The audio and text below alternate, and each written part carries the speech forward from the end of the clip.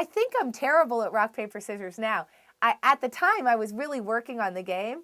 Like, I had this period where I really decided that I wanted to become a really good rock, paper, scissors player. So, you know, I have my Champions T-shirt. But you know what it takes? It just, again, it's very similar to what you have to do in poker, which is to understand your opponent's patterns. And you should be able to see your opponent's patterns very quickly, because as much as an opponent might think that they're behaving randomly, they're not.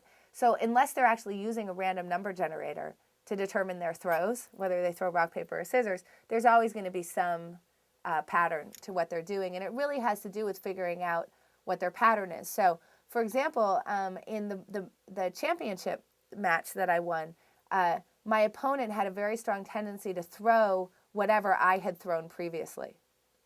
So I recognized that pattern, and obviously that's very easy to beat because I kind of knew what their throw was going to be. So it really has to do with understanding what your opponent's throw is going to be. The other little small piece of advice that I would give you is that people tend to throw rock on their first throw.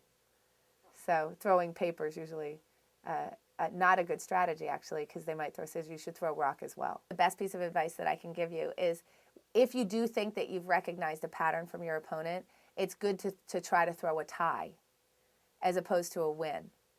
Because a tie will very often get you a tie or a win, whereas a win will get you a win or a loss. For example, if you think that someone might throw rock, it's good to throw rock back at them. You should be going for ties. That's actually a really good strategy to win at rock, paper, scissors. So there's my rock, paper, scissors advice for you. I think I'm terrible at the game right now, though, because I'm not good right now at figuring out other people's throws. So I can't go for the tie because I just haven't. I'm so out of practice. I think it's been like 3 years since I played it a lot.